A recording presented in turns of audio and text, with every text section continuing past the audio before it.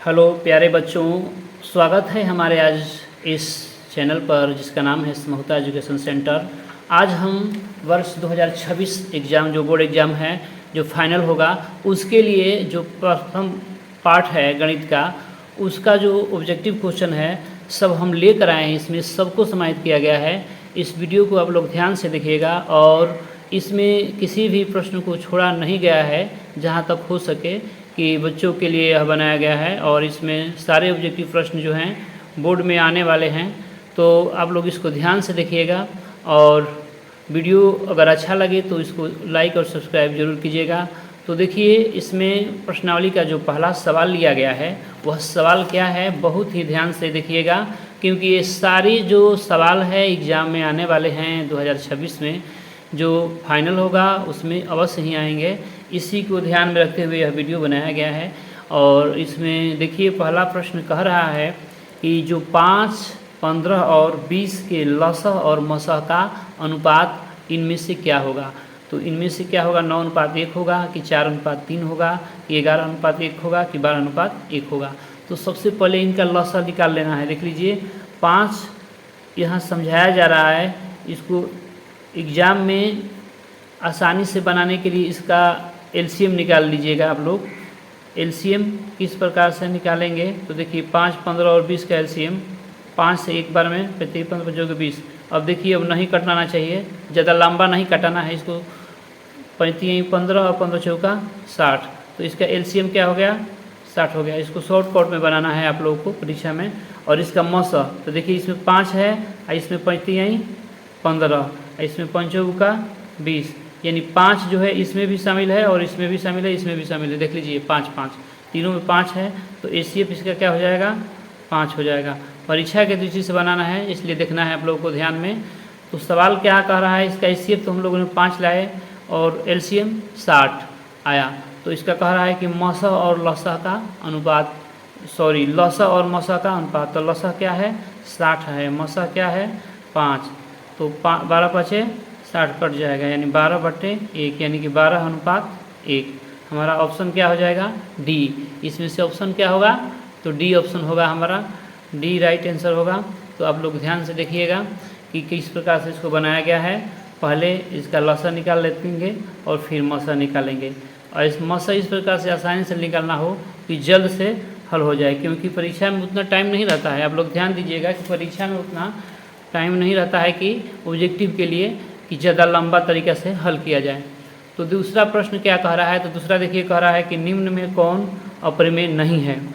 देखिए, जो संख्या जिस संख्या का रूट में हो और उसका पूरा पूरा वर्गमूल निकल जाए तो वह अप्रमेय नहीं होती है। देखिए, रूट 10 जो है इसका पूरा पूरा वर्गमूल नहीं निकलेगा, 24 का नहीं निकलेगा, 6 चौका 24 हो जाएगा, 35, 7 5 35 अभाज्य संख्या आ जा रहा है, ये भी नहीं निकलेगा।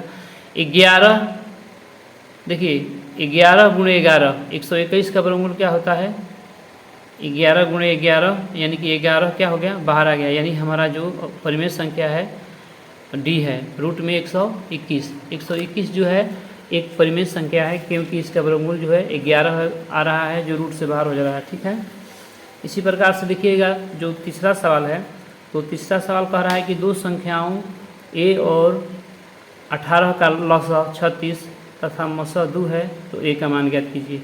देखिए, इसमें जो हम लोग अगर समझ में नहीं आ रहा है तो आप लोग ध्यान से देखिएगा। पहली संख्या ए दिया है और दूसरी संख्या क्या दिया है, तो दूसरी संख्या दिया है, आप लोग देखिएगा दूसरी संख्या दिया है, दूसरी संख्या 18 दिया है। ठीक है, और यहाँ पर लसह जो है 36 दिया है, लसह यानी कि 36 दिया है। तो हमको ज्ञात क्या करना है, ज्ञात करने के लिए कह रहा है ए का मान। ए का है पहली संख्या, यानी पहली संख्या बराबर सूत्र क्या होता है, पहली संख्या बराबर होता है लसह गुणे मसह, लसह गुणे मसह बटा में दूसरी संख्या। आप लोग ध्यान से देखिएगा, यहाँ पर लसह गुणे मसह बटा में दूसरी संख्या। तो लसह क्या है, लसह जो है 36 है, और इसमें जो मसह जो है वह 2 दिया है, मसह 2 दिया है, और जो पहली जो दूसरी संख्या है वह है, दूसरी संख्या वह है 18, 18 दूनी 36 कट जाएगा और 2 दूनी का 4, हमारा 4 जो आ गया ये क्या आ गया हमारा ए का मान, ए का मान क्या आ गया 4। तो इस प्रकार से ध्यान से देखिएगा, ए का मान 4 आ गया। अब अगला सवाल है कि 0 और 50 के बीच की विषम संख्याएं। तो 0 और 50 के बीच में विषम संख्याएं कितने हैं, अंक कितने हैं? तो देखिएगा, तो 0 और 50 के बीच में पूरे 50 अंक हैं। तो 50 वो अंक है ना, तो उसका आधा क्या होगा, विषम संख्या होगा और आधा सम संख्या होगा। आधा विषम संख्या होगा और आधा, तो 50 का आधा क्या होता है 25, यानी कि 25 को क्या है विषम संख्या है 0 और 50 तक के बीच में। 0 और 50 के बीच में होता है 1 से लेकर 49 तक। तो 1 से 49 तक में कितनी संख्या हैं 25।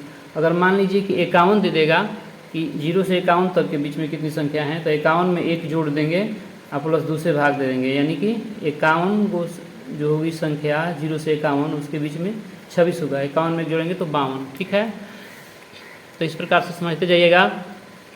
अगला सवाल है हमारा 5वां सवाल की 5वां सवाल है, यदि p तथा q दो अभाज्य संख्याएं हैं, दो अभाज्य संख्याएं हैं तो उसका जो है मसह क्या होगा। तो देखिए, दो अभाज्य संख्याओं का मसह क्या होता है। तो कोई भी दो अभाज्य संख्याएं हैं, जैसे मान लीजिए 3 हो गया 5 हो गया, तो इनके गुणा में क्या है 1 गुणे 3, 3 बराबर 5 बराबर 1 गुणे 5 होगा, यानी इसका मसह क्या होता है 1। किसी भी दो संख्याओं या 2 से अधिक हो अभाज्य संख्या, तो उसका मसह हमेशा क्या होगा 1 होगा, यानी ऑप्शन डी होगा हमारा आंसर, ऑप्शन डी। ठीक है, अब देखिए अगला सवाल है हमारा। अगला सवाल यह है कि पूछ रहा है अगला सवाल कि सबसे छोटी अभाज्य और सबसे छोटी भाज्य संख्या का गुणनफल क्या होगा। तो देखिए, छोटी अभाज्य संख्या कौन होती है, सबसे छोटी अभाज्य संख्या, सबसे छोटी जो अभाज्य संख्या है 2 है, और सबसे छोटी भाज्य संख्या, छोटी जो भाज्य संख्या है वह 4 है। तो दोनों का गुणनफल कर देंगे 2 और 4 में, तो क्या जाएगा 8, यानी सबसे छोटी अभाज्य और छोटी भाज्य संख्या का गुणनफल क्या होता है 8 होता है। हमारा ऑप्शन सी राइट होगा। ठीक है, 8 होगा आंसर। अब देखिए अगला जो 7वां सवाल कह रहा है कि निम्न में कौन सी अभाज्य संख्या है। इसमें से देखना है कौन सी अभाज्य संख्या है। अभाज्य संख्या कौन होती है, वह संख्या जो एक और स्वयं के छोड़कर दूसरे से न कटे। तो देखिए 29 जो है, इसमें किसी संख्या से भाग लगेगा तो नहीं लगेगा, केवल 1 से लगेगा, 29 से लगेगा, इसलिए हमारा 29 क्या होगा अभाज्य संख्या। 25 क्या है भाज्य है, क्योंकि 5 गुणे 5 अच्छा 25, 16 में 4 से भाग लग जाएगा, इसलिए क्या है भाज्य संख्या, यानी डी ऑप्शन। जो 15 है वह उसमें 3 से भी लगेगा और 5 से भी लगेगा, इसलिए क्या है एक भाज्य संख्या है।